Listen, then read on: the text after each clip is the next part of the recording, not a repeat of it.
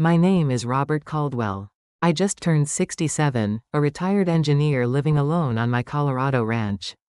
My daughter Claire brought home Tyler, her fiancé, 6 months ago. Nice young man, investment advisor from Denver. But every visit, he asked the same question while staring out my kitchen window. Where exactly does your property line end, Robert? 215 acres. Worth more than I paid for it 30 years ago. Then came the family meeting Tyler arranged. Robert might need help managing things soon, he announced to the room. Someone his age shouldn't be handling property this valuable alone. I gripped the table edge, knuckles white. The Medicare billing errors, Tyler continued. The confusion about our conversations. These could be early warning signs. Conversations that never happened. Problems he created himself. Tyler monitored my Medicare statements. Tyler researched my property boundaries. Tyler convinced Claire I was overwhelmed. Tyler positioned himself as my financial savior. But what happens when the predator thinks he's already won? If you're hearing this story, tell me in the comments. Where in the world are you listening from? Before we begin today's story, please don't forget to subscribe and hit the like button. Now let's get started. The morning light came through Robert Caldwell's kitchen window like clockwork. Same angle, same golden slant across the scratched wooden table.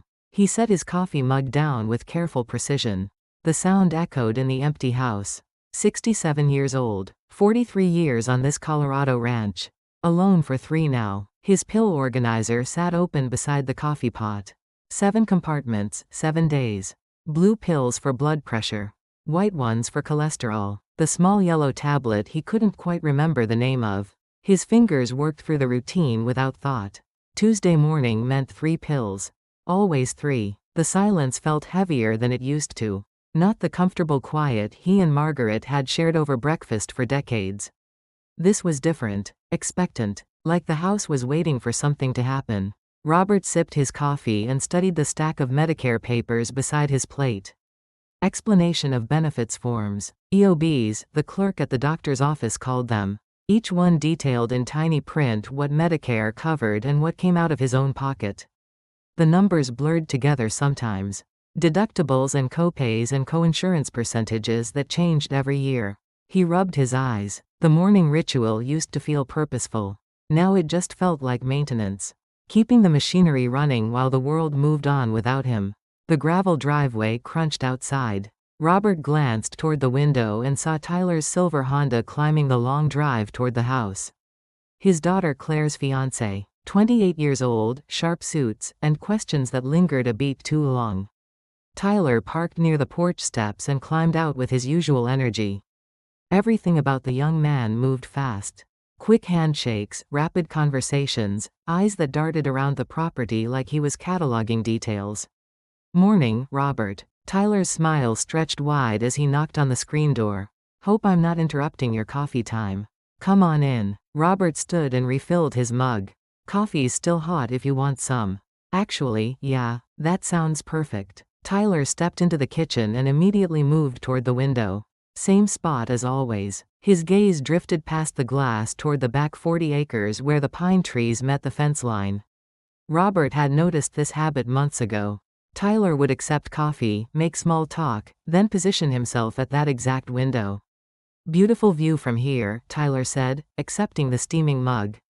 You can see practically the whole spread. Most of it. Robert settled back into his chair. The Medicare forms crinkled under his elbow. Tyler's eyes traced the distant tree line. His finger came up and pointed toward the eastern boundary. Where exactly does your property line end out there? The question. Always the same question. Robert had heard it 6 times now. Different visits, different conversations, but Tyler always circled back to boundaries and acreage and exactly how much land the Caldwell family owned. Runs to that stand of aspens. Robert gestured vaguely toward the trees. About 215 acres total. 215. Tyler's voice carried a note of satisfaction. That's substantial for this area. Been in the family since I bought it. Robert watched Tyler's reflection in the window glass. The young man's eyes moved across the landscape like he was measuring distances. Margaret and I saved for years to afford it. Smart investment. Tyler turned back toward the kitchen. Land like this only appreciates in value.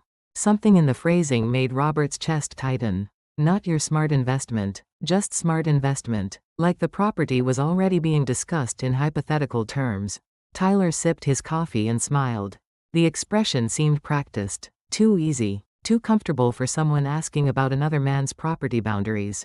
Claire mentioned you handled most of the ranch work yourself, Tyler continued. That's impressive for someone your age. Someone your age. The words settled into Robert's mind like cold stones. He gripped his coffee mug tighter and forced his voice to stay level.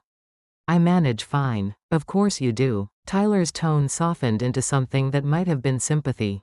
I just meant it's a lot of responsibility for one person.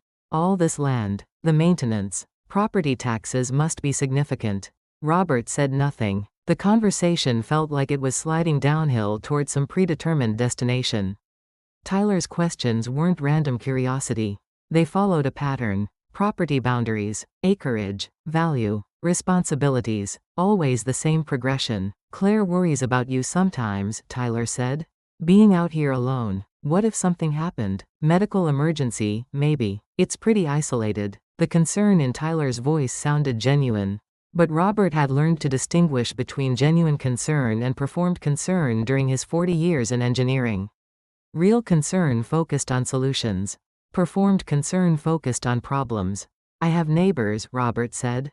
Phone works fine. Sure. But Claire just wants to make sure you have options. We've been talking about long-term planning.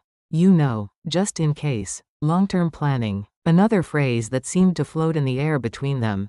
Robert studied Tyler's face and saw something calculating behind the sympathetic expression. The young man's eyes kept drifting back toward the window. Back toward the land. Tyler finished his coffee and set the mug down with a soft clink. Well, I should let you get back to your morning routine. Thanks for the coffee. Anytime. Tyler moved toward the door but paused at the threshold. Oh, one more thing. Claire mentioned you might be interested in updating your will. Estate planning stuff. I know a guy who specializes in elder law if you're looking for recommendations. Elder law. The phrase hit Robert like a diagnosis. When had he become an elder law case instead of just a man who owned property? I'll think about it, Robert said. Great. No pressure. Just want to make sure you're protected. Tyler's footsteps crossed the porch and faded toward his car. The Honda's engine started with a quiet purr. Gravel crunched as the vehicle pulled away down the long driveway. Robert remained at the kitchen table. His coffee had gone cold. The Medicare forms lay scattered where his elbow had disturbed them. Numbers and percentages and tiny print explanations of what his life was worth to various insurance companies. He stood and walked to the window where Tyler had positioned himself. The view stretched across rolling pasture toward the tree line. 215 acres. His and Margaret's life savings transformed into something solid. Something permanent. Something that would outlast them both. But Tyler's questions made the permanence feel fragile. Made the ownership feel temporary. Made Robert feel like a caretaker rather than an owner. The morning sun climbed higher. The light shifted from golden to white. Robert's reflection appeared in the window glass. Gray hair, lines around his eyes, shoulders that had grown thinner over the past 3 years. Someone your age. He touched the window frame with his fingertips. The wood felt solid, real. Everything he and Margaret had worked for was real. The deed in his filing cabinet was real. The property tax payments were real. The memories of building this life together were real. So why did Tyler's questions make it all feel like it was already slipping away? Robert returned to the kitchen table and gathered the Medicare forms into a neat stack. His pill organizer sat open and empty. He snapped the compartments closed one by one. Tuesday's medications taken. Another day of maintenance completed. But the uneasiness remained, a tightness in his chest that hadn't been there an hour ago. A sense that something important was shifting beneath his feet while he wasn't paying attention. Tyler's final question echoed in the kitchen silence. Estate planning, elder law, just want to make sure you're protected. Protected from what? Robert wondered. And protected by whom? The house settled around him with its familiar creaks and sighs. The refrigerator hummed. The clock on the wall marked time with steady precision. Everything normal. Everything routine. Everything except the feeling that Tyler's questions weren't questions at all. They were measurements. 3 days passed before the Medicare envelope arrived. Robert recognized the familiar blue and white logo through his kitchen window as the mail truck rumbled away down the gravel drive. He walked to the mailbox with measured steps, his boots crunching on fallen leaves. The envelope felt thicker than usual. More forms inside, more tiny print to decipher over his morning coffee. Back in the kitchen, Robert spread the papers across the same wooden table where Tyler had stood asking his questions. Explanation of benefits. The monthly statement that detailed what Medicare had paid and what remained his responsibility. But something was wrong. His finger traced down the list of charges. Office visit with Dr. Patterson on September 15th. That was correct. Blood work at the lab. Also correct. But halfway down the page, an entry caught his attention. Physical therapy consultation, September 20th -$180. Robert stared at the line. He had never scheduled physical therapy. Never visited any therapy clinic on September 20th. The date was last Tuesday. The same Tuesday he had spent the entire afternoon repairing fence posts behind the barn. He read the entry 3 times. The provider name meant nothing to him. Mountain Valley Rehabilitation Services. An address in Denver he had never seen. A service he had never received. The charge had been submitted to Medicare and partially approved. His portion was $36. Robert set the paper down and reached for his phone. The Medicare helpline number was printed at the bottom of every form. He dialed and waited through 4 minutes of recorded messages and menu options. Medicare Benefits Department, this is Jennifer. How can I help you? I have a question about a charge on my EOB, Robert said. Something I don't recognize. I can help with that. Can you provide your Medicare number? Robert read the number from his card. Jennifer asked for his name and date of birth. Security questions. Verification procedures. What seems to be the issue with your statement, Mr. Caldwell? There's a charge for physical therapy. Mountain Valley Rehabilitation. September 20th. I never went there. Let me pull up your account. Keyboard clicking filtered through the phone. I see the charge you're referring to. Physical therapy consultation. The claim was submitted by Mountain Valley Rehabilitation Services in Denver. But I never went there. I've never heard of that place. Sometimes there can be errors in billing, Jennifer said. It could be a clerical mistake. Someone else's service accidentally charged to your account.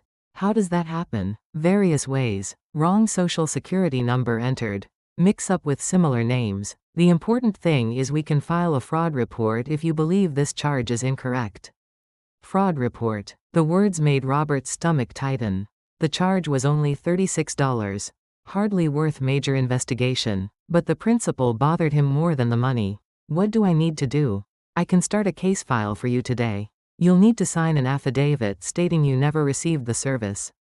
We'll send that to you by mail. How long does this take? Usually 4 to 6 weeks for resolution. In the meantime, you're not responsible for payment on that charge. Robert thanked Jennifer and hung up. The EOB still lay open on the table. $180 for a service he had never received at a clinic he had never visited. Not a fortune, but not nothing either. He folded the papers and set them aside as gravel crunched outside his window. Tyler's silver Honda appeared in the driveway. Again, Robert glanced at the kitchen clock. 10:30 in the morning. Tyler's third visit this week. The young man climbed out of his car and approached the porch with his usual brisk energy. Hope I'm not bothering you again, Tyler called through the screen door. Come on in. Tyler entered and immediately moved toward the coffee pot. The routine had become automatic. Coffee, small talk, then the gradual drift toward the window overlooking the back 40. Claire sent me to check on you, Tyler said, pouring himself a mug. She's been worried since you mentioned feeling tired lately. Robert couldn't remember mentioning feeling tired. But Tyler's tone suggested it was established fact. Something already discussed and agreed upon. I'm fine, Robert said. Of course you are. Tyler's smile was warm and understanding. But you know how daughters worry. Claire just wants to make sure you're taking care of yourself. Tyler moved to the window and gazed out at the land. His finger came up and traced the tree line again. The same gesture Robert had noticed before. Like Tyler was memorizing the boundaries. You know, Robert, I've been thinking about our conversation the other day. About long-term planning. What about it? Claire and I have been talking. About your future. About making sure you have the support you need as you get older. As you get older. Another phrase that made Robert feel like he was being diagnosed rather than consulted. Tyler turned from the window and leaned against the counter. His posture was casual, but his eyes held a focused intensity that made Robert uncomfortable. The thing is, Tyler continued, this ranch is a lot of responsibility. Property this size requires constant maintenance. Property taxes, insurance, upkeep. It's expensive. I've managed fine for 40 years.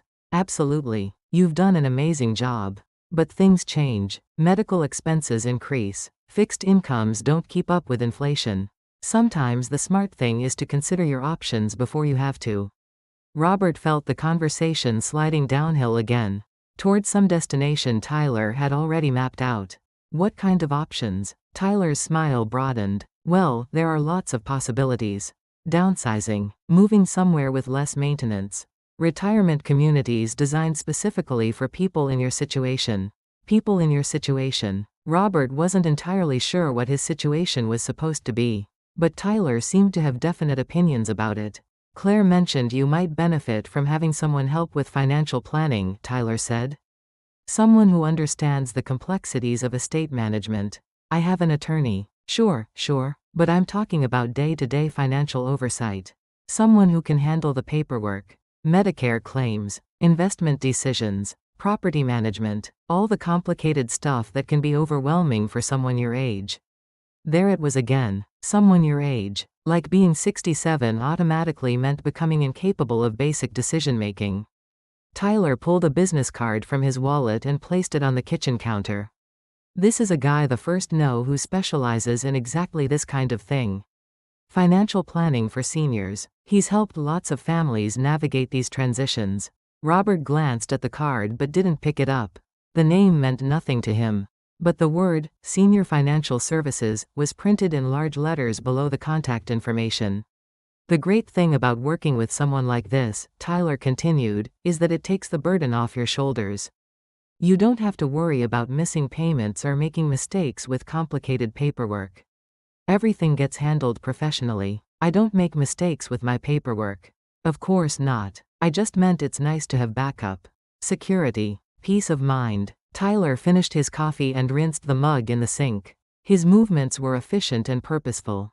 Like someone comfortable in another person's kitchen. I should probably head out, Tyler said. But think about what I said, okay? Claire really wants to make sure you're protected. Protected. The same word Tyler had used during his last visit.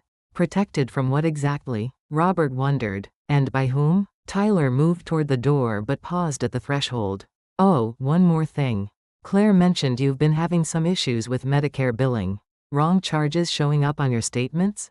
Robert's chest tightened. He had never mentioned the Medicare issue to Claire. Had never spoken to anyone about it except the customer service representative on the phone. How did Claire know about that? I think she said you called her about it. Tyler's tone was casual, offhand. Something about fraudulent charges? She was concerned it might be a sign of identity theft. Robert was certain he had never called Claire about the Medicare issue. But Tyler's confidence made him doubt his own memory. Had he mentioned it during their last phone call? Was his recollection faulty? These things happen more often than you'd think, Tyler continued. Especially to people who aren't familiar with how to protect their financial information. It's one more reason why having professional oversight makes sense. Tyler's footsteps crossed the porch and faded toward his car. The Honda started and pulled away down the driveway. Robert remained at the kitchen table, staring at the business card Tyler had left behind. Senior Financial Services, estate planning, professional oversight, all the language of someone who needed help managing their own life. But Robert's bank accounts were balanced. His bills were paid on time. His property taxes were current.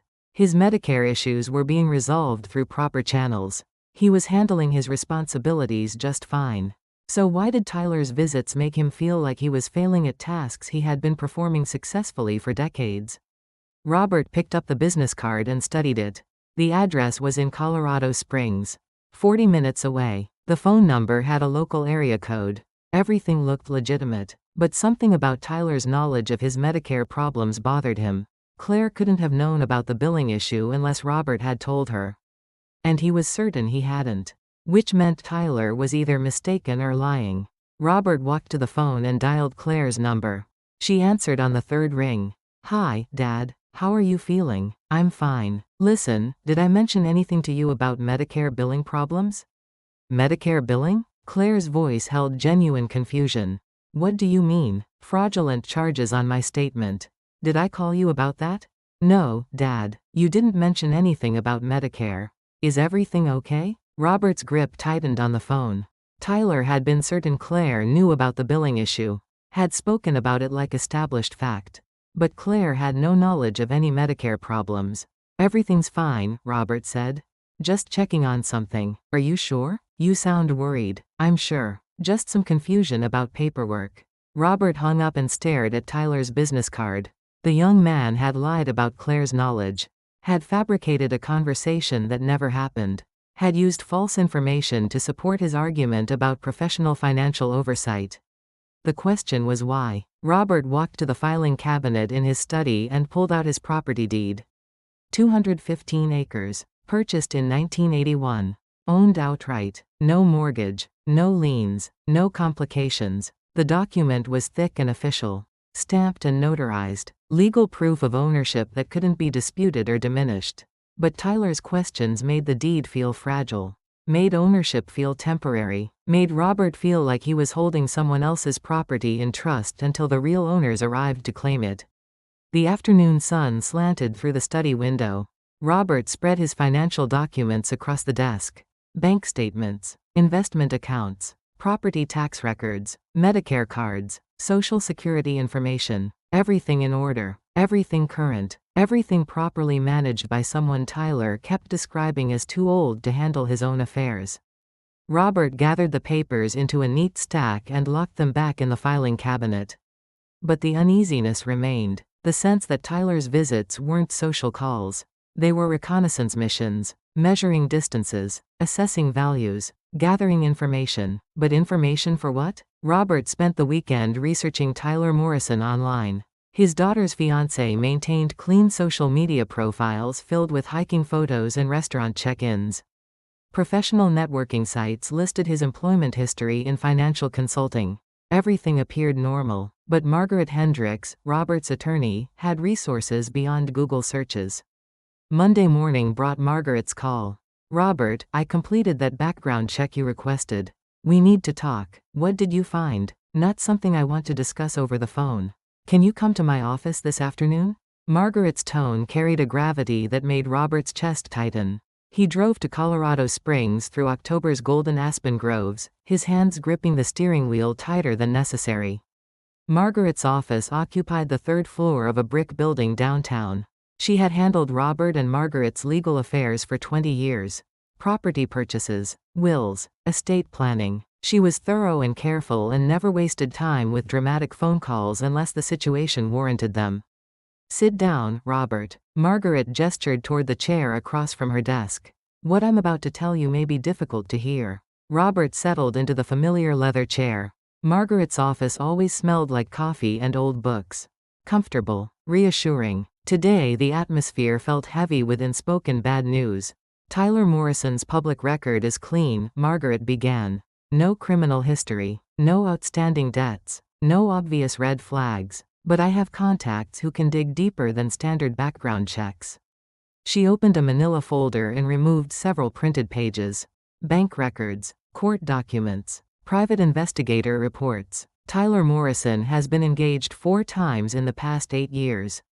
4 different women, all of them significantly older and financially comfortable. Robert stared at the documents. Names and dates, engagement announcements, property transfers, financial records that painted a disturbing pattern. The first engagement was to Patricia Williams in Denver. She was 72, owned a small apartment complex. The relationship lasted 14 months. Ended when Patricia discovered Tyler had obtained power of attorney and was transferring rental income to his personal accounts. Margaret turned to the second page. Engagement number 2 was to Helen Rodriguez in Fort Collins.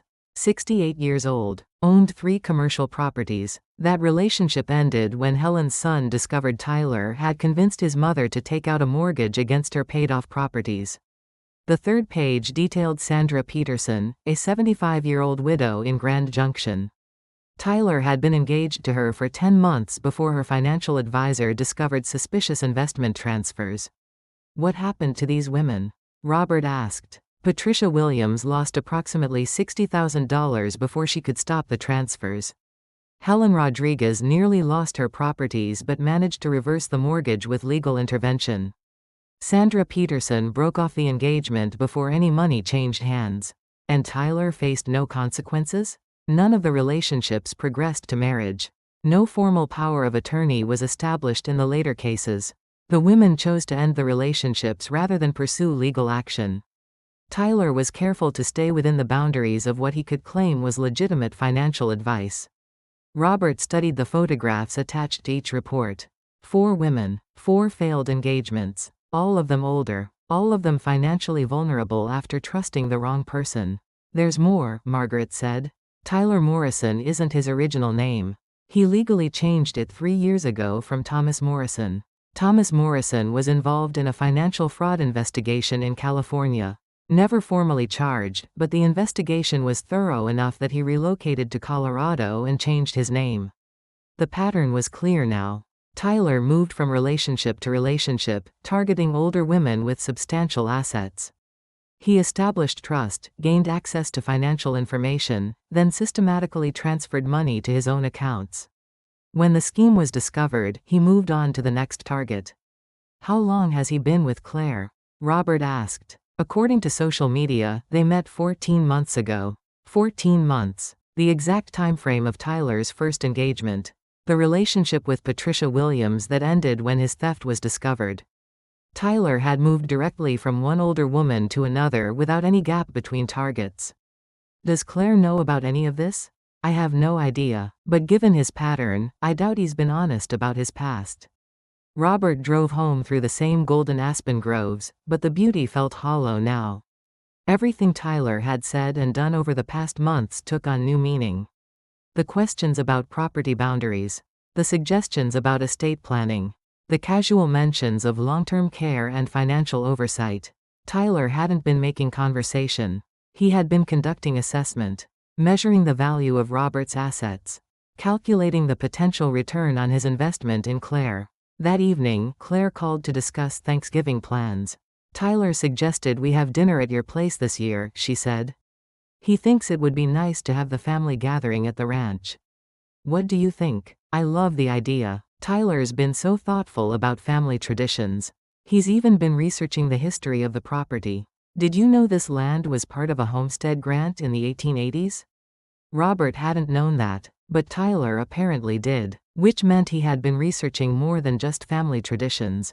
He had been researching property values and development potential. He's very interested in the ranch, Robert said carefully. He thinks it's beautiful. He keeps talking about how lucky we are to have such a substantial family asset.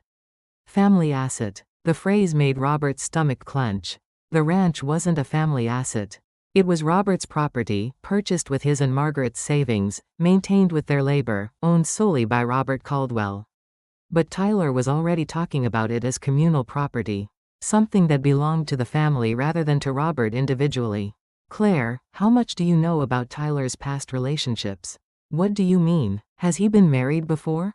Engaged? He mentioned one serious relationship a few years ago. Someone who wasn't ready for commitment. Why? One serious relationship. Tyler had described 4 failed engagements as one uncommitted girlfriend. The lie was casual and complete. Just curious about his background. Dad, you're not being weird about this, are you? I know you're protective, but Tyler's a good man. He cares about our family. About you. Robert wanted to tell her everything. About Margaret's investigation. About the pattern of fraud. About the 4 women who had trusted Tyler with their financial security and paid the price for that trust. But Claire's voice held a happiness he hadn't heard since her mother died. She was in love. She was planning a future. She believed Tyler cared about her family. The truth would shatter everything she thought she knew about the man she wanted to marry. I just want you to be happy, Robert said. I am happy, Dad. Happier than I've been in years. Tyler makes me feel secure. Like I have someone who will take care of me. Take care of me. The same language Tyler used when discussing Robert's future. Professional oversight. Financial security. Someone to handle the complicated decisions. Tyler's method was becoming clear. He didn't just target older women directly. He cultivated relationships with their families. Made himself indispensable. Created dependency before revealing his true intentions. Claire was the access point. Marriage to her would establish Tyler as family. Would give him legal standing to influence Robert's financial decisions. Would position him to suggest guardianship or power of attorney when Robert's health inevitably declined. The long-term plan was elegant and patient. Tyler wasn't rushing toward immediate theft. He was building a foundation for systematic financial control that could last for years. "I should probably go," Claire said. "Tyler's taking me to dinner tonight. Some new place in Denver he's been wanting to try. Have fun." "We will." "Oh, and Dad? Tyler mentioned you seemed stressed lately. About Medicare billing issues. He thinks you should consider letting someone help with that kind of paperwork." There it was again. Tyler's knowledge of problems Robert had never discussed with Claire. Information that could only have come from Tyler's own sources. "How does Tyler know about Medicare issues?" "I think you mentioned it when he was visiting last week. About fraudulent charges. He was concerned it might indicate broader identity theft problems." Robert was certain he had never mentioned Medicare billing to Tyler. Had never discussed fraudulent charges in Tyler's presence. But Tyler had somehow acquired knowledge of the problem and was using it to support his arguments about professional financial assistance. Which meant Tyler was either monitoring Robert's phone calls or had access to his medical billing information through other channels. Either possibility was deeply disturbing. Robert hung up and walked to his filing cabinet. His Medicare cards were locked away with other important documents. But Tyler had been in the house multiple times. Had positioned himself near the kitchen window while Robert was distracted with coffee and conversation. How difficult would it be for someone with financial fraud experience to photograph a Medicare card? To memorize a social security number? To gather the basic information needed to monitor someone's medical billing? The fraudulent physical therapy charge suddenly made more sense. Not a clerical error or random identity theft. A test. Tyler checking whether Robert paid attention to his Medicare statements. Whether he would notice unauthorized charges. Whether he was alert enough to catch financial irregularities. The charge had been small. $36. Barely enough to justify investigation. But significant enough to measure Robert's response time and attention to detail. Tyler was conducting due diligence on his target. Making sure Robert was vulnerable enough to manipulate but not so impaired that outside agencies would intervene. The kitchen felt different now. Contaminated by Tyler's presence. Every surface the young man had touched seemed to hold evidence of his true intentions. The window where he positioned himself to study the property. The counter where he left business cards for financial planners. The chair where he sat asking seemingly innocent questions about estate planning. Robert walked through the house room by room. His bedroom with its simple furniture and framed photographs of Margaret. His study with the filing cabinet full of financial documents. The living room where he and Claire watched movies during her visits. Tyler had been in all of these spaces. Had observed the layout. Had noted the locations where valuable items were stored. Had assessed the security measures and daily routines of a man living alone on an isolated ranch. The house no longer felt like sanctuary. It felt like a crime scene waiting to happen. Robert returned to the kitchen and stared out the window at his land. 215 acres of rolling pasture and pine trees. His and Margaret's life work. Their legacy. Their security. Tyler wanted to take all of it. Not through violence or obvious theft. Through manipulation and legal maneuvering and the slow erosion of Robert's autonomy. The young man was patient and professional. He had experience with this exact type of crime. He knew how to establish trust, gather information, and position himself for maximum financial access. And he was using Claire as his unwitting accomplice. Robert touched the window glass with his fingertips. The same window Tyler used to study the property boundaries. The same view that had prompted questions about acreage and value and long-term planning. Tomorrow Tyler would probably visit again. Would bring more business cards and more suggestions about professional oversight. Would continue building his case for why Robert needed help managing his own life. But tonight Robert knew the truth. Tyler Morrison wasn't Claire's caring fiancé. He was a predator who specialized in stealing from older adults. And Robert Caldwell had just become his next target. The house settled into its nightly quiet around Robert. Familiar creaks and sighs from 40-year-old timbers. The refrigerator's gentle hum. The distant sound of wind through pine branches. But tonight the familiar sounds felt different. Threatening rather than comforting. Robert sat at his kitchen table with Margaret's investigation report spread before him. 4 women. 4 failed relationships. 4 instances of financial fraud disguised as romantic commitment. And now Tyler was working on victim number 5. Claire. The photographs of Tyler's previous targets stared back at Robert from the printed pages. Patricia Williams, 72, apartment complex owner.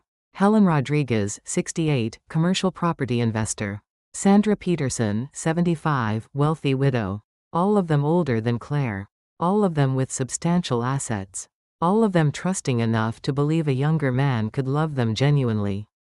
But Claire wasn't Tyler's real target. She was the access point. The key to something much larger. Robert pushed the documents aside and pulled out his own financial records. Bank statements showing healthy balances. Investment accounts that had grown steadily over decades of careful planning. Property tax assessments indicating the ranch's substantial value. Tyler had been studying all of this. Had been calculating the potential return on his investment in the Caldwell family. Had been planning a much larger theft than his previous attempts. The kitchen clock showed 11:30. Too late to call Claire. Too early to stop thinking about everything Tyler had said and done over the past months. Every question about property boundaries. Every suggestion about estate planning. Every expression of concern about Robert's ability to manage his own affairs. All of it calculated. All of it designed to establish Tyler's credibility as someone who understood financial planning and could be trusted with complex decisions. Robert walked to the living room and stared at the family photographs on the mantel. Pictures of him and Margaret building the ranch. Claire as a child riding her first horse.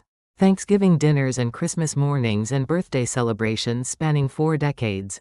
A family history. A life well lived. Security built through decades of hard work and careful planning. Tyler wanted to steal all of it.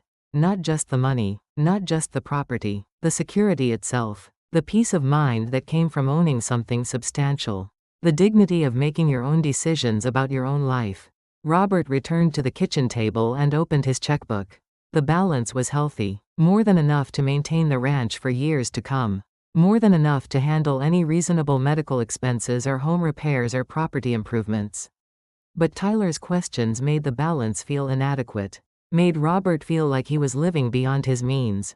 Like the ranch was too expensive for someone on a fixed income.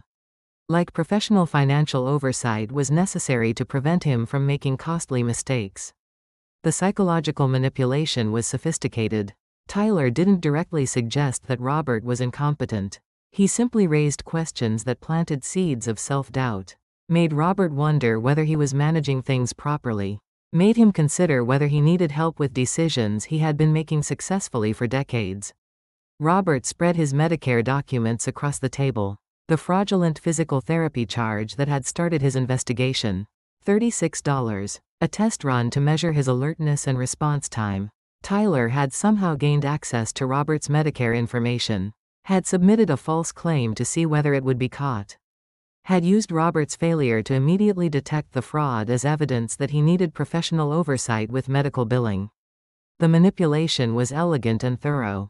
Tyler created problems, then positioned himself as the solution to those problems. Robert walked to the window overlooking the back 40. The same window where Tyler positioned himself during every visit. The same view that prompted questions about property boundaries and acreage and development potential. Tyler wasn't just planning to steal money. He was planning to take the land itself. Marriage to Claire would establish family status. Family status would provide legal standing to suggest guardianship or power of attorney when Robert's health declined. Guardianship would enable Tyler to make financial decisions on Robert's behalf, including the decision to sell the ranch. The long-term plan was years in the making. Tyler was willing to marry Claire, maintain the relationship for decades if necessary, and wait for Robert to become vulnerable enough to manipulate completely. Patient. Professional. Absolutely ruthless. Robert touched the window glass with trembling fingers. The cold surface felt fragile beneath his touch. Like everything solid in his life had suddenly become breakable. He thought about Margaret. About building this life together. About the dreams they had shared and the security they had created. About the promise he had made to protect everything they had worked for. Tyler was going to destroy it all. Was going to manipulate Claire into unknowing cooperation with her own father's financial destruction. Was going to use love as a weapon to steal everything that mattered. Robert's reflection stared back at him from the dark window. Gray hair, lined face, shoulders that had grown thinner since Margaret's death. An old man living alone on an isolated ranch with no one to witness what happened to him. Someone your age. Tyler's phrase echoed in the kitchen silence. Someone your age shouldn't be managing property this valuable. Shouldn't be handling complex financial decisions. Shouldn't be trusted with important choices about the future. Someone your age needed help. Needed oversight. Needed younger, more capable people to take control of the complicated aspects of modern life. Robert pressed his forehead against the cold glass and closed his eyes. The weight of Tyler's manipulation settled on his shoulders like physical pressure. The young man had identified every vulnerability. Had exploited every fear about aging and dependency and loss of control. Had made Robert feel like a burden rather than a landowner. Like a problem to be solved rather than a person to be respected. The kitchen felt too small suddenly. Too quiet. Too empty of the voices and laughter that had once filled these rooms. Robert walked through the house turning on lights. Pushing back the darkness that seemed heavier tonight than it had in the 3 years since Margaret's death. But the lights couldn't push back the fear. The certainty that Tyler would eventually succeed. Would slowly erode Robert's confidence and autonomy until he became dependent on Tyler's guidance for basic decisions. Would convince Claire that her father needed help. Would position himself as the caring son-in-law who could provide that help. Would gradually assume control of Robert's finances and property until there was nothing left to steal. Robert stopped in his bedroom doorway and stared at the framed photograph on his nightstand. Margaret smiling in the garden she had planted behind the house. Her hands dirty from working in the soil. Her face bright with the satisfaction of making something beautiful grow. She had trusted him to protect what they built together.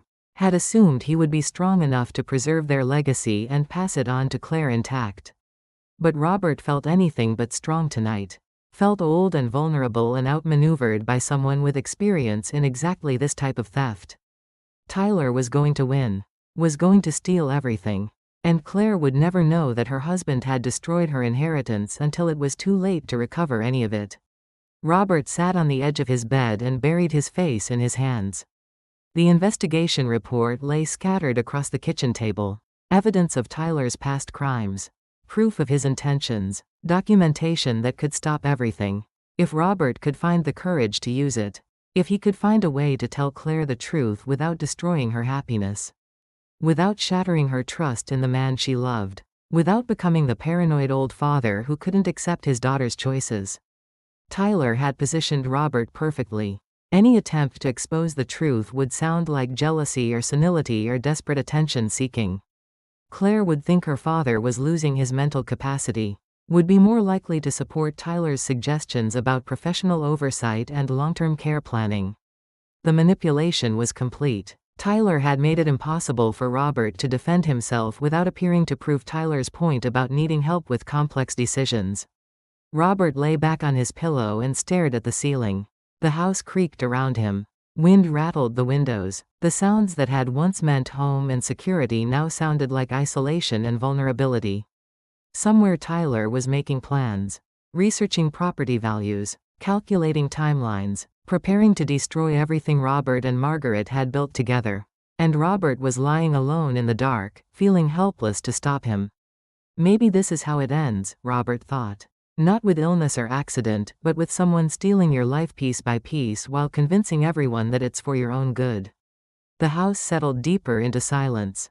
The darkness pressed against the windows. And Robert Caldwell closed his eyes against the certainty that Tyler Morrison was going to take everything.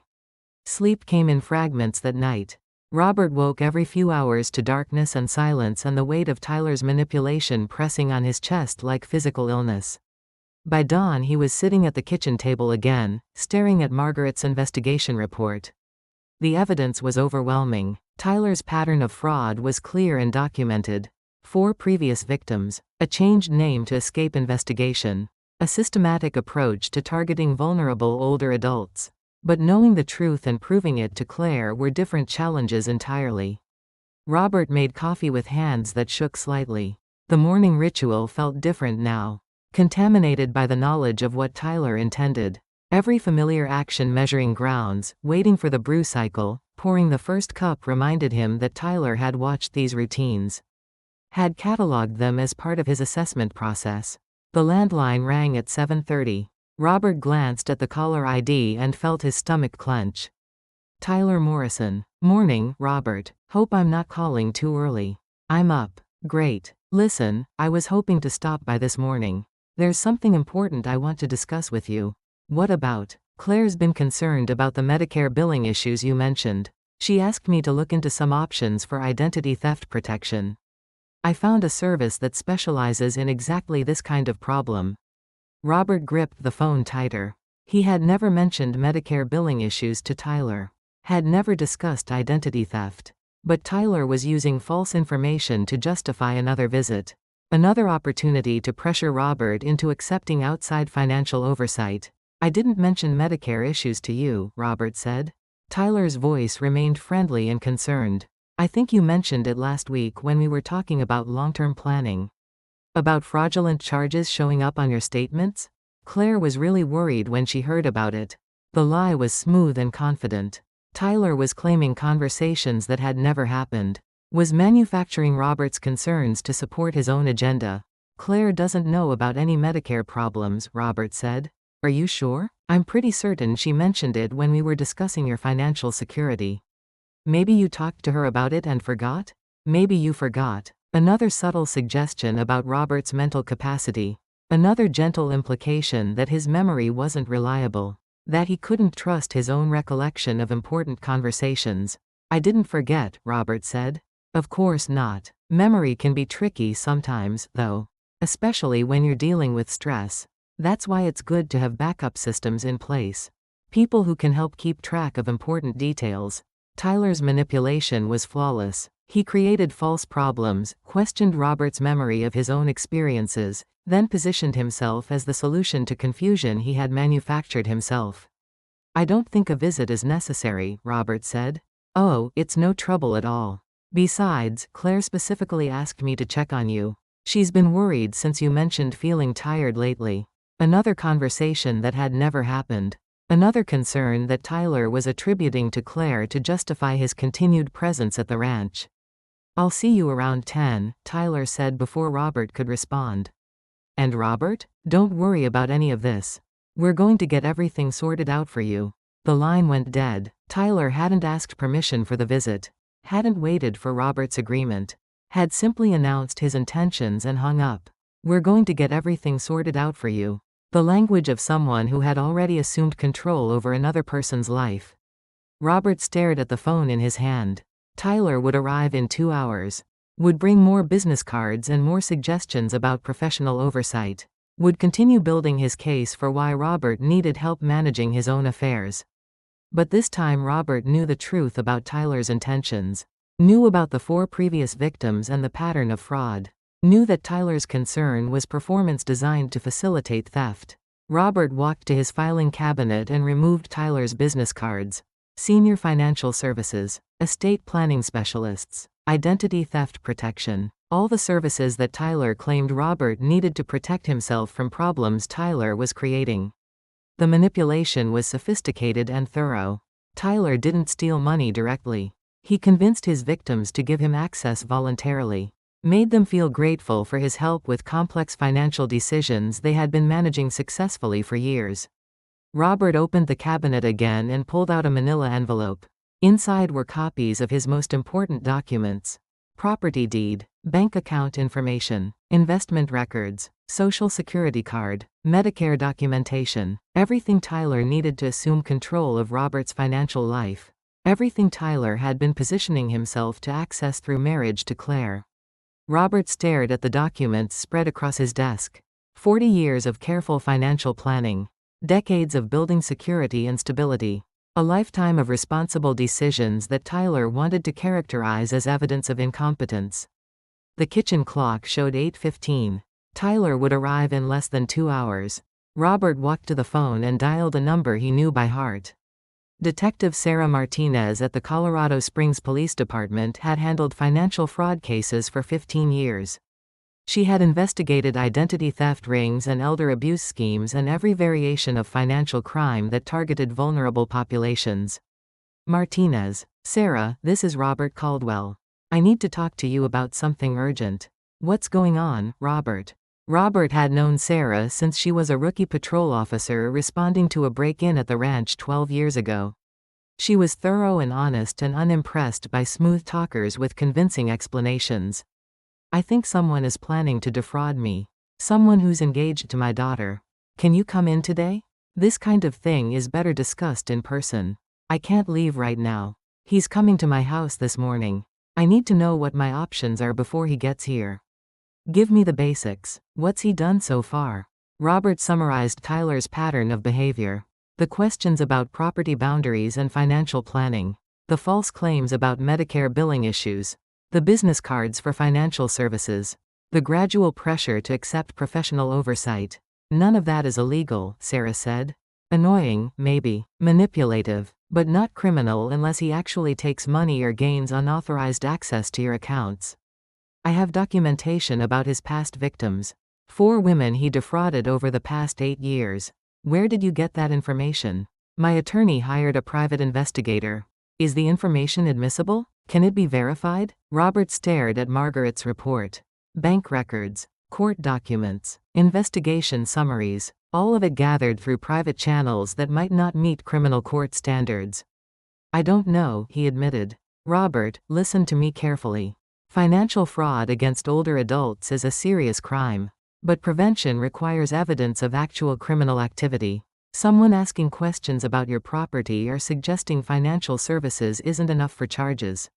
So I just wait for him to steal my money before anyone can help? You document everything. Record conversations if Colorado law permits. Keep detailed notes about every interaction. Build a case file that demonstrates pattern and intent. Robert felt the weight of impossibility settling on his shoulders. Tyler was too smart to do anything obviously criminal. Too experienced to leave evidence of intent. Too careful to take money without legal authorization. There's something else, Robert said. He's using my daughter. She doesn't know about his past. Doesn't understand what he's planning. That's the hardest part of these cases, Sarah said gently. Family members often don't believe the evidence until the money is already gone. They think love protects them from predators. Robert hung up and walked to the kitchen window. The same view Tyler studied during every visit. The same property Tyler intended to steal through patient manipulation and legal maneuvering. 215 acres of rolling pasture and pine trees. His and Margaret's life work. Their legacy to Claire. Tyler was going to take all of it. Was going to use Claire's love as a weapon to destroy her own inheritance. And there was nothing Robert could do to stop him without destroying his relationship with his daughter. The clock showed 9:30. Tyler would arrive soon. Would bring more lies and more manipulation. Would continue building his case for why Robert needed help managing his own life. Robert walked to Margaret's photograph on the mantel and touched the frame with his fingertips. I don't know how to protect what we built, he whispered to the image. I don't know how to save Claire from her own love. Outside, gravel crunched in the driveway. Tyler's silver Honda appeared through the kitchen window. The young man climbed out with his usual energy and approached the house with confident steps. Time to face the predator who was using love to steal everything Robert had worked for. Time to try protecting his family from someone who had made himself part of that family. Tyler knocked on the screen door with his usual rhythm. 3 quick taps followed by a pause. The sound that had once seemed friendly now felt like an intrusion. Come in, Robert called from the kitchen. Tyler entered with his characteristic energy. Clean shirt, fresh haircut, the smile that had fooled 4 women into trusting him with their financial security. How are you feeling today, Robert? You sounded a little stressed on the phone. I'm fine. Tyler moved to the coffee pot and poured himself a mug without asking. The gesture was casual and presumptuous, like someone comfortable claiming ownership of another person's space. I brought some information about that identity theft protection service I mentioned, Tyler said, pulling papers from a manila folder. They specialize in exactly the kind of Medicare fraud you've been experiencing. Robert studied Tyler's face as the young man spread brochures across the kitchen table. Confident, concerned, absolutely convinced that his performance was believable. I never told you about Medicare fraud, Robert said.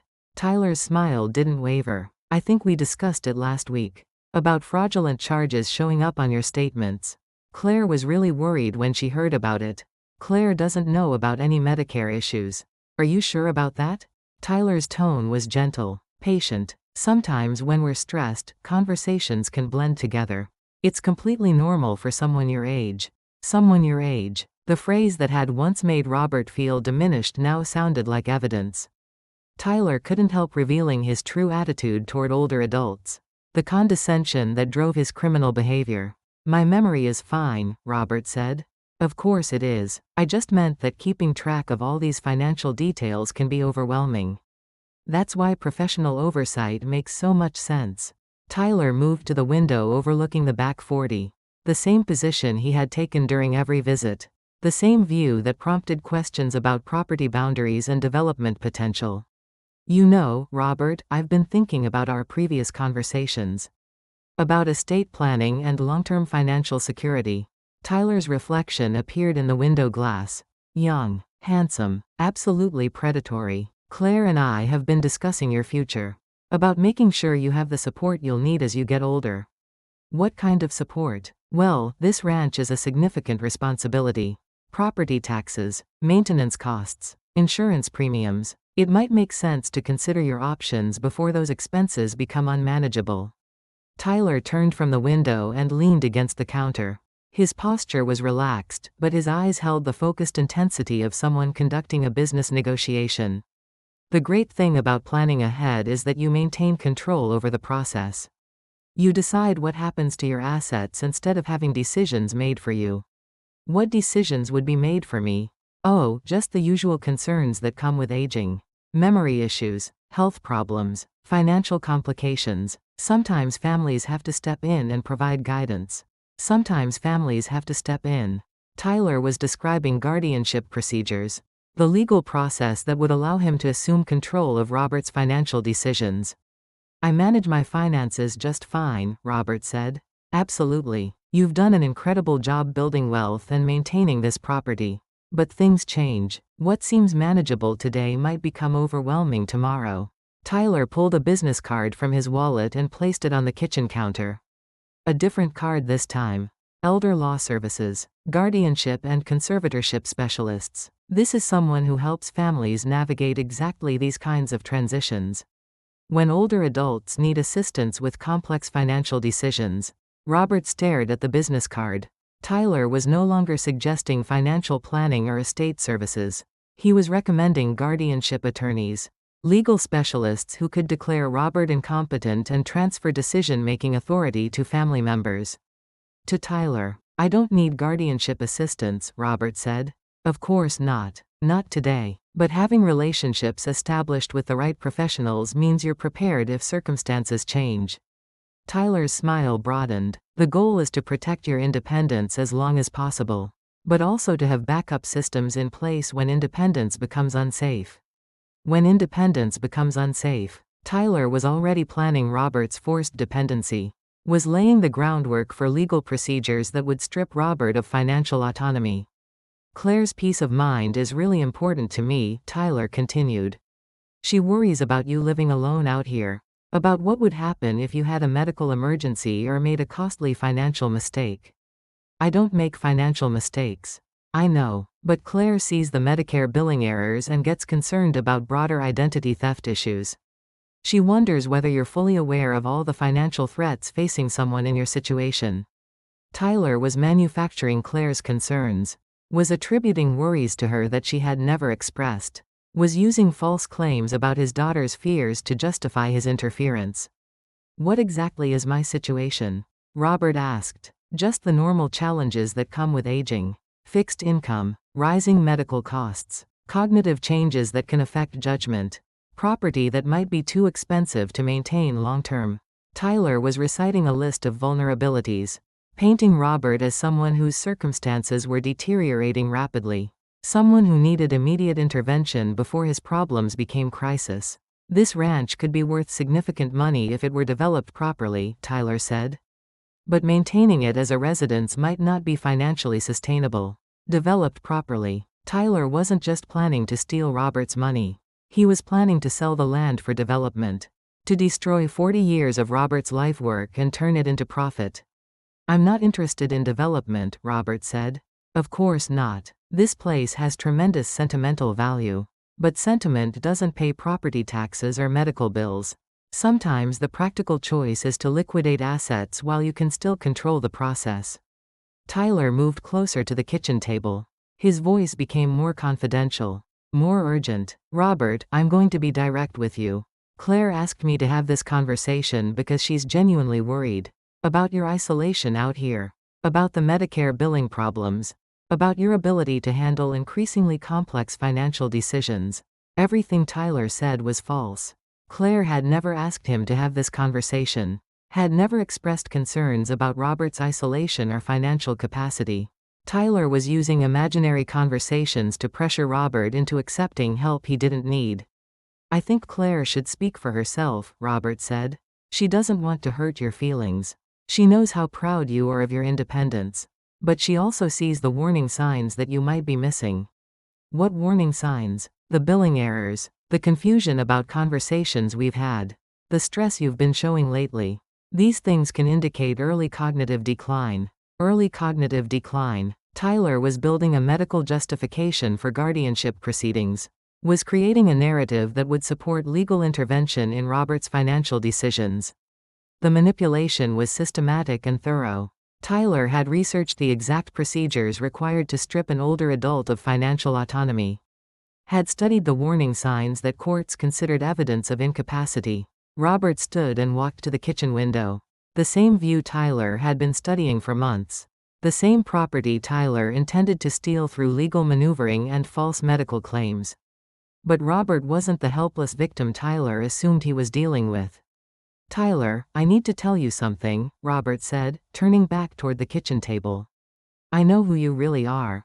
Tyler's expression didn't change, still smiling, still confident, still absolutely convinced that his performance was convincing.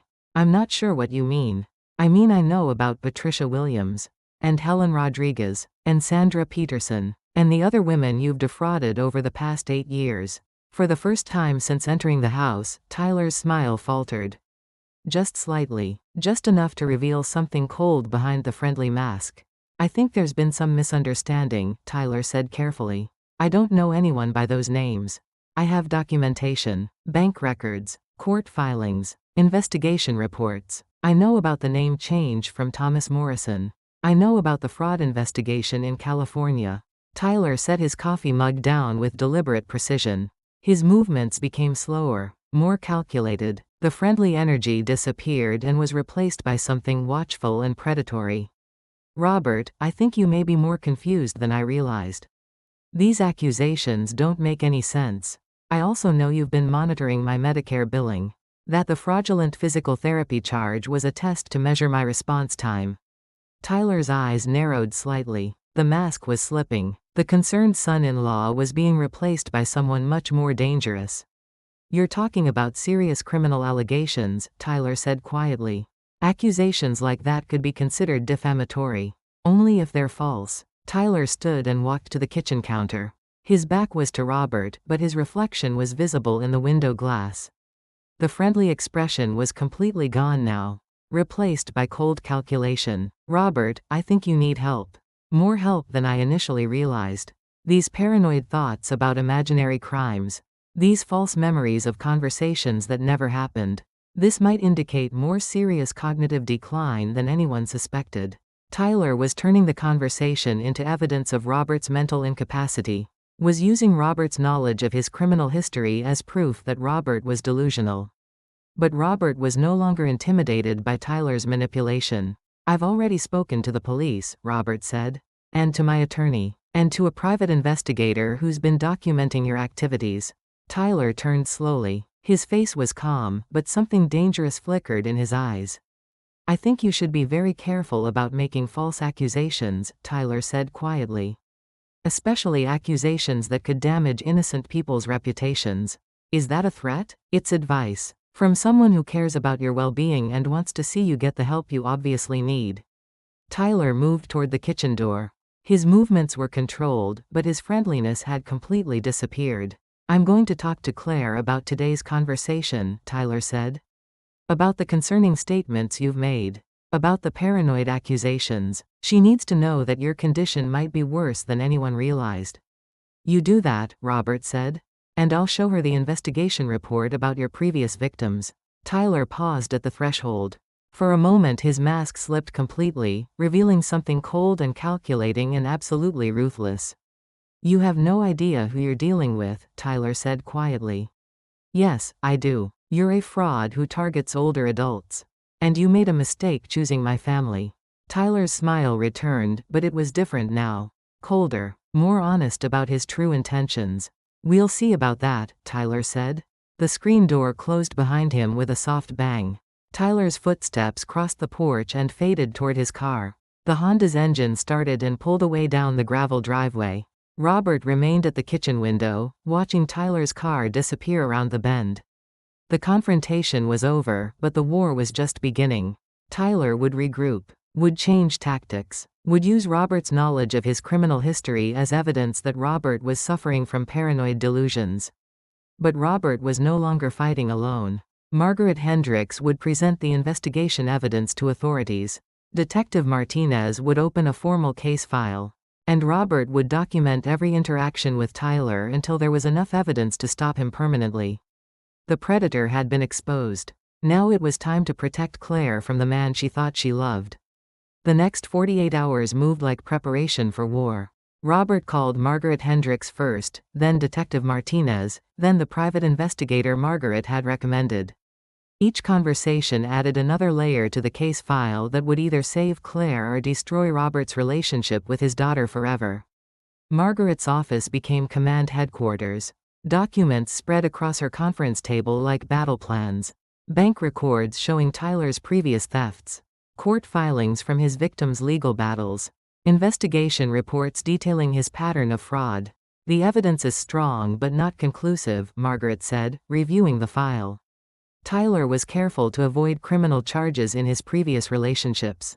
He stayed within legal boundaries while manipulating his victims into voluntary financial transfers. What about the name change? Legal. People change names for legitimate reasons. The California fraud investigation never resulted in charges. Detective Martinez arrived with a thin folder and a serious expression. I ran Tyler Morrison through our database. Clean record. No outstanding warrants. No criminal history. What about Thomas Morrison? Also clean. The California investigation was closed without charges. Insufficient evidence of criminal intent. Robert felt the weight of impossibility settling on his shoulders again. Tyler's crimes were documented but unprovable. His victims were real but their cases were settled privately. The pattern was clear to anyone looking for it, but invisible to legal standards of evidence. So we wait for him to steal my money before anyone can act?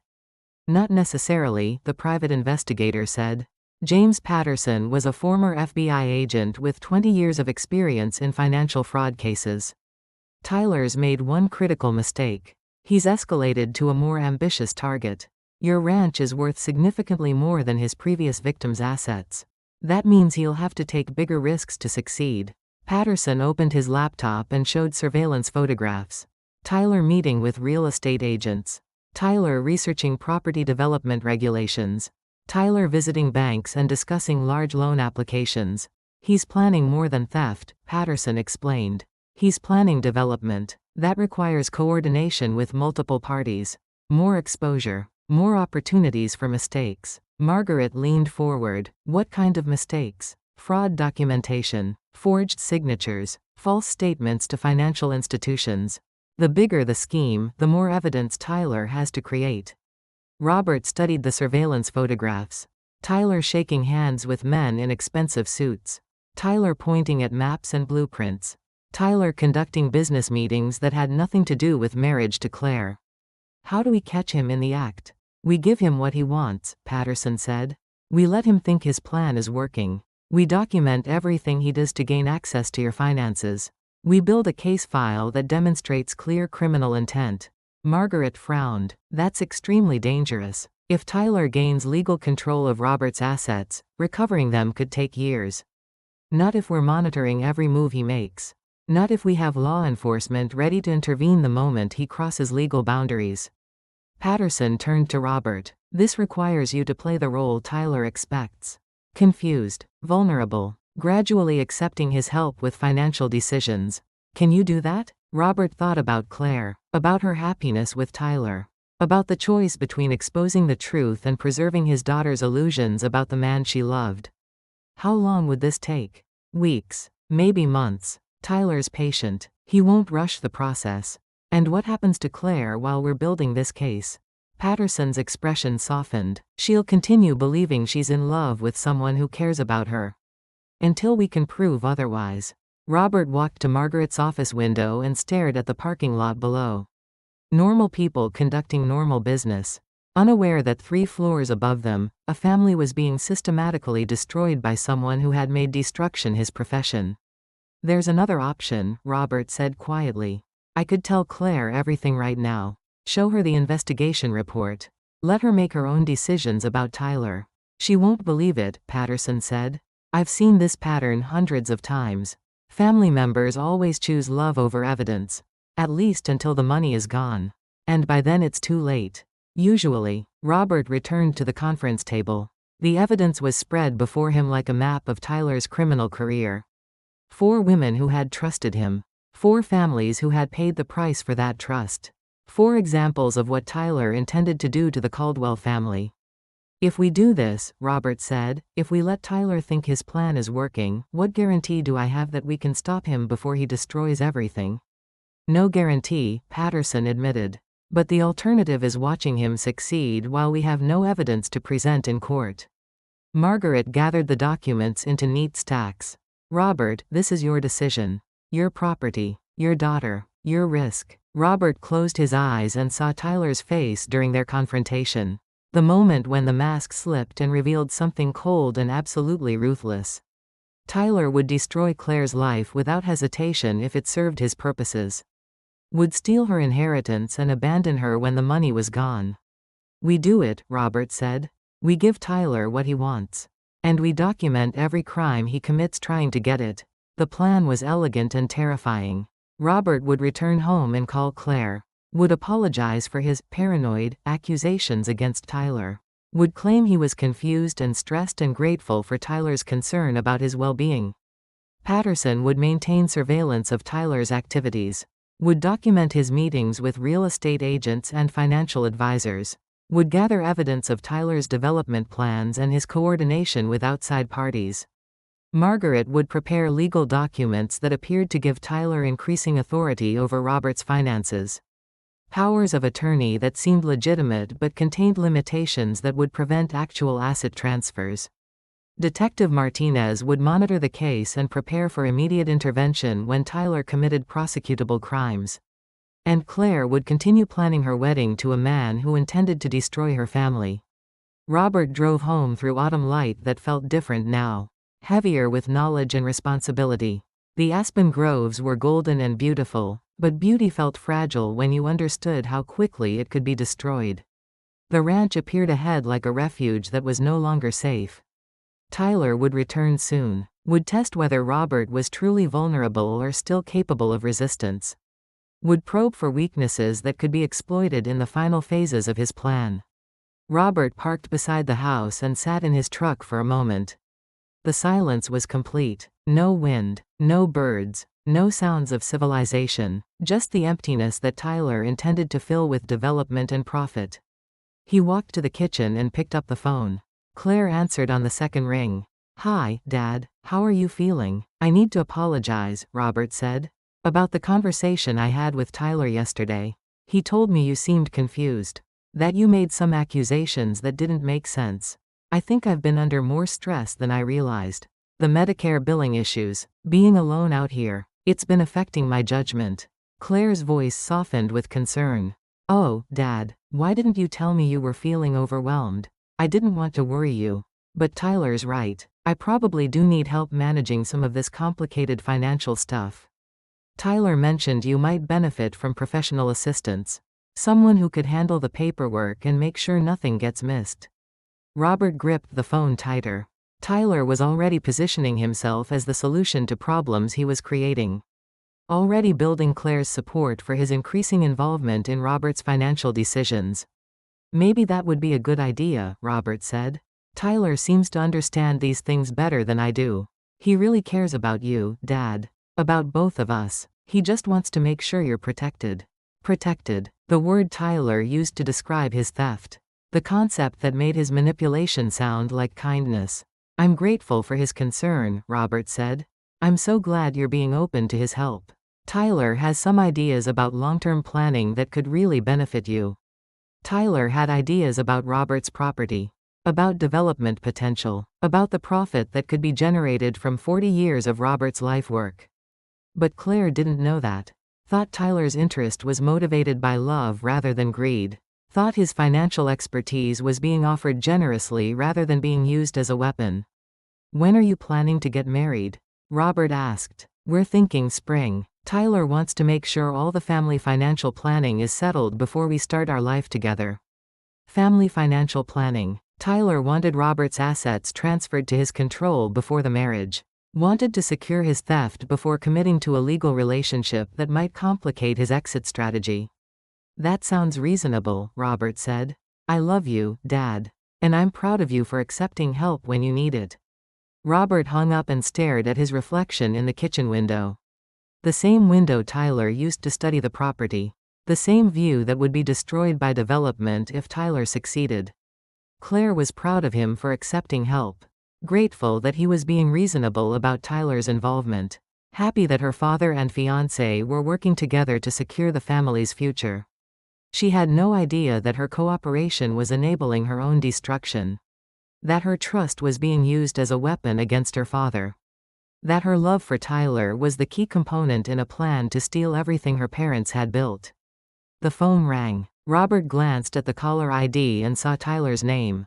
Hello, Tyler. Hi, Robert. I wanted to call and check on you after yesterday's conversation. Claire mentioned you've been feeling stressed lately. Tyler's voice was warm and concerned. The friendly mask was back in place. The predator was hidden behind genuine-sounding care. I think I owe you an apology, Robert said. I said some things that didn't make sense. No need to apologize. Stress can affect anyone. The important thing is that you're open to getting the help you need. Claire mentioned you have some ideas about financial planning. I do. Nothing complicated. Just some basic steps to protect your assets and simplify your life. Would you be interested in discussing those options? Robert looked out at his land. 215 acres of rolling pasture and pine trees. His and Margaret's legacy. Claire's inheritance. Everything Tyler intended to steal through patience and manipulation and the legal system's failure to protect vulnerable adults. Yes, Robert said. I'd be very interested. Tyler's satisfaction was audible in his voice. Great. I'll bring some materials by tomorrow morning. We'll start with the simple stuff and work our way up to the more comprehensive planning. Comprehensive planning. Tyler's euphemism for total financial control. I'll see you tomorrow, Robert said. The war was beginning in earnest now. Tyler thought he had won. Thought Robert was vulnerable and Claire was cooperative and the path to theft was clear. But Patterson was monitoring Tyler's every move. Margaret was preparing legal countermeasures. Martinez was building a case file. And Robert was gathering the evidence that would eventually destroy Tyler's plans. The predator thought he was closing in on his prey. He had no idea that the prey was now hunting him. 6 months later, Robert stood in the same kitchen where Tyler had asked his first seemingly innocent question about property boundaries. But everything had changed. The house felt different, cleaner somehow, like a contamination had been removed and the air could move freely again. The morning sun came through the window at the same angle as always. Same golden slant across the scratched wooden table. But Robert's coffee mug sat beside a letter from the Colorado Department of Corrections. Tyler Morrison's sentencing had been finalized. 12 years for elder fraud, identity theft, and conspiracy to commit financial crimes against vulnerable adults. The case had unfolded exactly as Patterson predicted. Tyler's ambition had been his downfall. The development scheme required too many moving parts, too many forged documents, too many lies told to too many financial institutions. The surveillance evidence was overwhelming. Tyler meeting with real estate agents while claiming to represent Robert's interests. Tyler forging Robert's signature on loan applications. Tyler providing false medical documentation to support claims of Robert's incompetence. But the most damaging evidence came from Tyler himself. The recordings of his conversations with potential investors. His detailed explanations of how he had gained control of Robert's assets. His casual descriptions of the manipulation techniques that had worked on his previous victims. Tyler had been proud of his criminal expertise. Had bragged about his ability to make older adults grateful for their own exploitation. Had never imagined that someone was documenting every word he said. The trial lasted 3 weeks.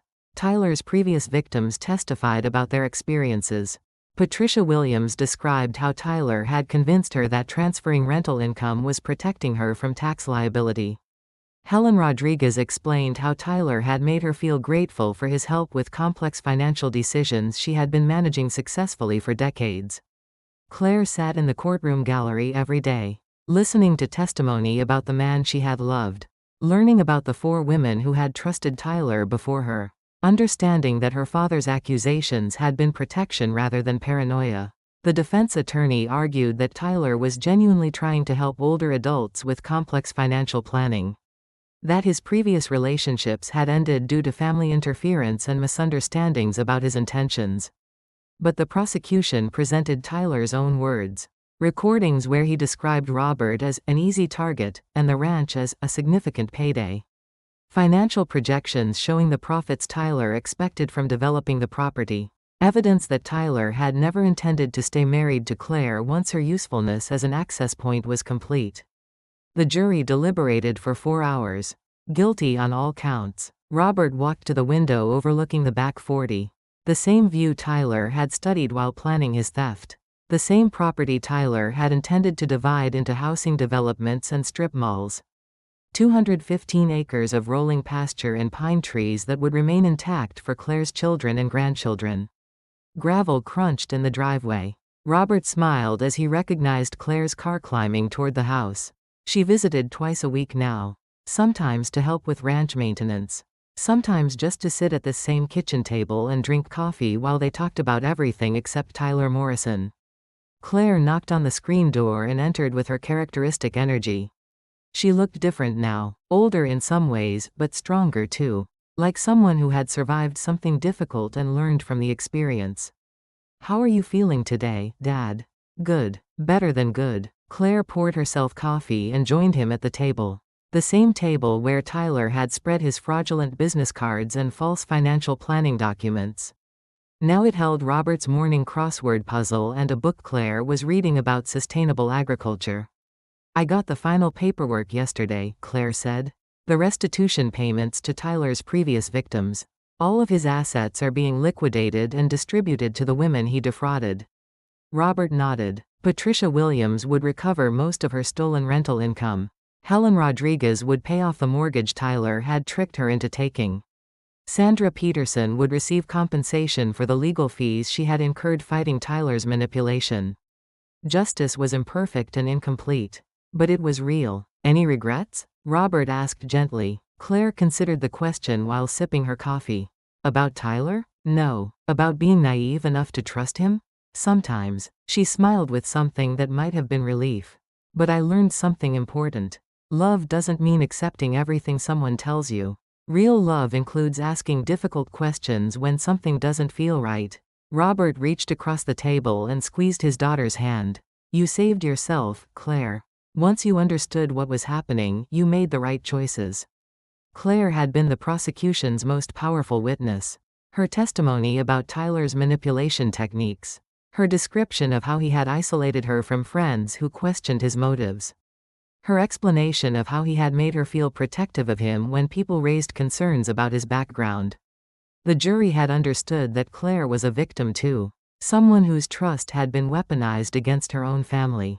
I keep thinking about something Tyler said during the trial, Claire continued.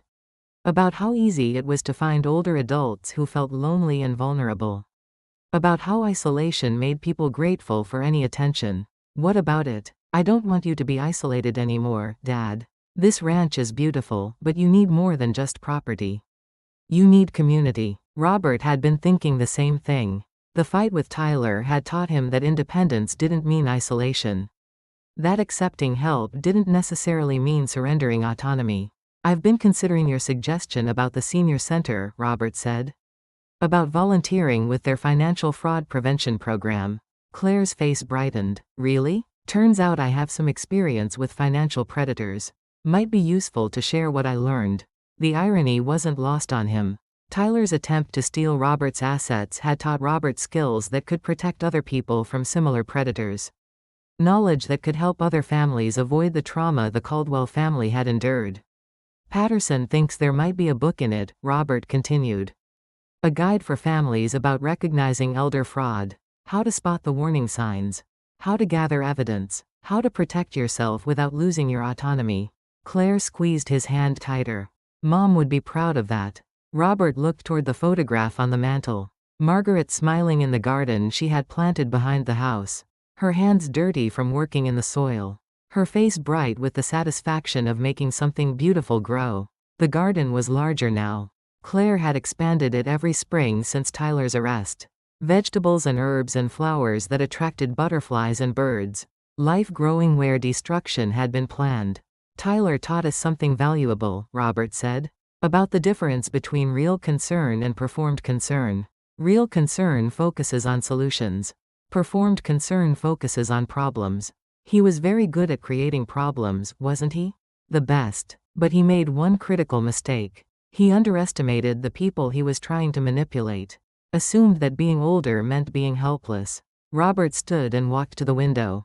The afternoon light was soft and golden. The kind of light that made the property look like something worth protecting. Something worth fighting for. I spent 40 years building this place with your mother, Robert said. Built it to last. To provide security for our family. Tyler almost convinced me that maintaining it was beyond my abilities. But it wasn't. No. It just required different strategies than I was used to. Required asking for help without surrendering control. Required trusting the right people instead of trusting no one. Claire joined him at the window. They stood together looking out at the land that would someday be hers. The legacy that had survived Tyler's attempt to steal it. You know what's funny? Claire said. Tyler kept talking about protecting our family's wealth. But he never understood what our real wealth was. What do you mean? This. Claire gestured toward the view. Not just the property. The relationship between us. The trust. The knowledge that we can depend on each other when things get difficult. Robert smiled. Tyler had tried to weaponize the love between father and daughter. Had used Claire's concern for Robert's welfare as a tool to facilitate theft. But love had ultimately protected them. Had given them the strength to fight back when fighting seemed impossible. Tyler was right about one thing, Robert said. Wealth does need protection. Just not the kind of protection he was offering. The sun was setting behind the pine trees. Soon it would be time to start dinner. To continue the routine that Tyler had tried to characterize as evidence of decline. The routine that was actually evidence of Robert's continued competence and independence. Life doesn't end just because it breaks once. What falls apart can be the very place where we learn to stand again. Robert and Claire had learned to stand together. Had discovered that protecting each other didn't require surrendering independence. Had found that real security came from relationships built on honesty rather than manipulation. If this story gave even a small moment of strength to someone out there, then everything Robert went through means something today. Tyler Morrison had tried to steal everything the Caldwell family had built. But he had failed to understand that some things can't be stolen. Some forms of wealth exist only when they're shared freely. Some kinds of security grow stronger when they're tested. If this resonated with you, please like and subscribe, and share a piece of your own story in the comments below. Your words might become the seed of the next chapter we create together. Robert put his arm around Claire's shoulders and watched the sun disappear behind the trees. Tomorrow would bring new challenges. New opportunities to use what Tyler had taught them about protecting themselves and their family. Thank you for spending